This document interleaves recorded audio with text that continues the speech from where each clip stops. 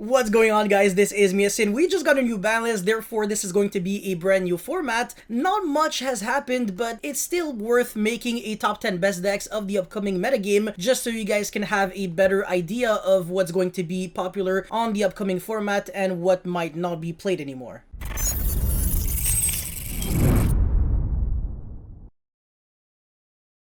So again, if you haven't subscribed to this channel already, make sure you do, because it really does motivate me a lot to keep making videos like these, and I'm not gonna waste any of your time. Let's get into it. In number 10, I have Burning Abyss Traps. I think the deck is really good. It's really consistent, can get your engine started literally with one Fiend Griefing, either getting your Absolute King Backjack into the grave, which should get you another trap card that you can use right away, kind of similarly to Trap Trick, but without the restriction of you can't use any other traps for the rest of the turn. So I think Backjack is really good, and literally every Burning Abyss monster is great to discard. So cards like Dino Miscus, Divine Wrath, etc., they're just really good. And the deck is obviously good going second, because trap cards are fantastic going second, unlike what people believe. Yeah, trap cards are really good going first and second. Yeah, Burning Abyss Traps definitely really up there in the radar of probably the better decks that you can face against in the upcoming metagame. In number 9, I have ALEISTER. The deck didn't get touched at all. It also didn't really get any better, but still, you can full combo with one card and on a towers and a negate, or you can literally OTK your opponent with one single card, and you can do that through Pot of Prosperity. Like, even if you're on half damage, you can still kill your opponent with one single card. That's just absolutely ridiculous. In number 8, I have a deck that I personally like a lot, but I'm not going to be biased. I'm going to try to be as honest as possible with you guys. I think Sky Striker is the number 8 best deck. It's not that great anymore, because the better decks, they do have, unfortunately, a really good matchup against Sky Striker, but nonetheless, it's still a really good deck.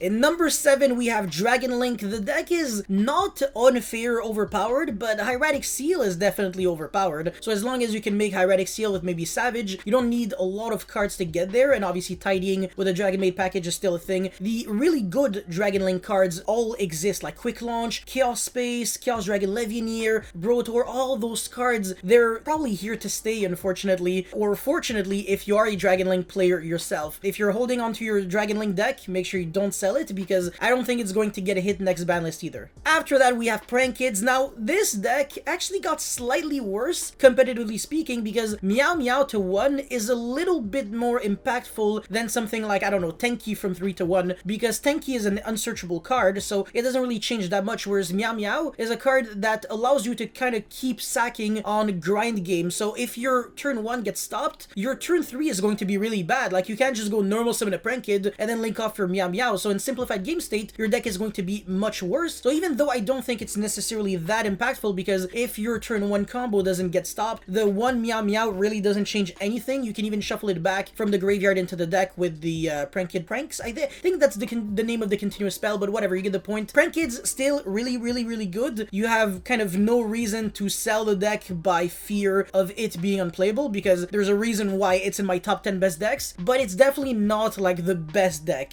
I think Salamangrate would kind of be a bit more deserving for the number 5, I believe, spot. I think this deck is really good. Of course, with one Mirage Style, you can do wonders. Gazelle is still there. The kind of deck that's just going to become better and better over time, so it's a really good investment. The actual core itself is very cheap, except if you're obviously looking at staples like access code, hand traps, etc. Obviously, to get the Salamangrate cards, you're not looking at over, I don't know, like $100 maybe. Even the extra deck, for the most part, is very cheap. But what is really important is the fact that Deco Talker Heat Soul will eventually get released, and the deck will become much better, since you're going to be able to draw one card on your own turn and draw one card on your opponent's turn. Very easy to make as well. It's just a link 3 monster. In number 4, we have Shaddoll Invoke Dragma or Dogmatica, whatever. ALEISTER is still at 7. Winda is still a thing. Nidir Servant is at 3. Like, what? This deck should have gotten touched a while back, but it just still isn't. If anything, I might be underestimating this deck, and it could be even better than I personally believe it is. Number 3 is Drytron. Now, okay, what? Ava to 1 literally didn't change anything, because half of the player base were already playing 1 Ava anyway, so why would you feel like you lost anything? I mean, come on.